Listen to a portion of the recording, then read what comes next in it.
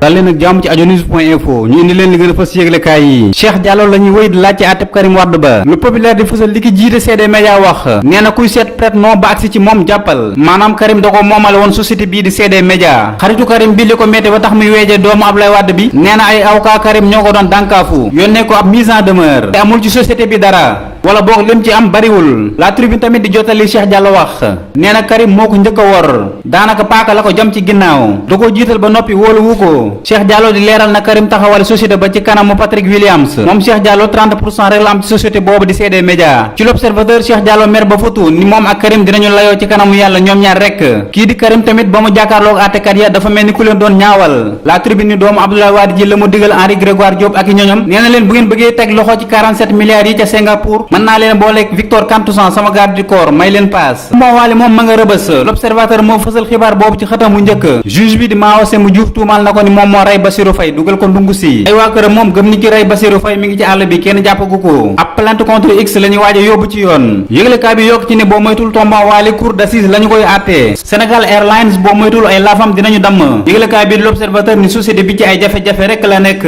kérosène bi tax roplaan yi di naaw kenn fayu ko woon. nguur gi moo yëkkati 500 millions fay ko waa Vivo Énergie. kuréel gi aar seen wérgu yaram aj na seenub àndandoo. luyaas ba ñu fay ci yenn roplaan yi jéggi na dayoo. bu ci nguur gi taxawul asamaan si dootul gis benn roppalaanu Sénégal Airlines. li waa Sénégal di jooy rawatina waa Dakar mooy courant bi coupé guddeeg bëccëg. gannaaw ba Macky Sall ni waa réew mi ci ay xew rek la ñuy yëngu war naa def kéemtalaay kartanam ba courant bi bañ a dëkk ci xuy xamaj. Le Populaire moom ni waa Dakar Plateau ñàkkum ndox moo leen di bëgg a rey. weere ngi nii siituk ndox toqewul seen robinet yi. waa SONES ñoom ni loolu mënul am gën ngaa bari benn fan la ñuy ñàkk ndox. Ansoumana Dione nekk ci bopp ñi fi nekkal ñi àndul ak seen xel gi ñaaw lu tëj gi ñu tëj béréb bi nekk Kaolack te jagleel ko ñi àndul ak seen xel. 2004 ba léegi la ñu ko defar dugal ci lu toll ci 800 millions waaye boobu ba léegi dañu ràpp tëcc ñàkk xam nu ñu fay toppatoo ñi tàggoog seen xel moo ko waral. Ansoumana Dione di ñaawlu lool ci Le Populaire nee na ñi dof du ñu nu ko foogee kilifa yi bëgg a def béréb boobu centre de réinsertion ñooy maami dof yi ndax ku dof ba doppooral kenn mënu koo jàngal métier. balaa mi ngi wéy di indi njàqare ci askan wi démb ci boori juróomi waxtu ca Point E ci Dakar as ndaw su doon jalwaan moo fa feebaroon ba ñëpp di ko daw.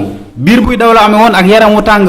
Le Populaire ni sapeur yi bi ñu ñëwee sax dañu koo dànd waa fan la ñu mujj woo waaye ndaw si soj ak biir bi daw rek a ko jàppoon. ci wàllu tàggat yaram yëglekaay bi di L'Observateur ak La Tribune di laaj ndax li Jafa Sakho doon wax démb du wëlbatiku ci kawam. footballkat bi nekk West Ham dañu woon Alain Giresse dafa ragal moo tax woowu koon ci jongante Sénégal ak Tunisie li moo gënoon dafa si yëglekaay yi di leen jox daje suba incha allah.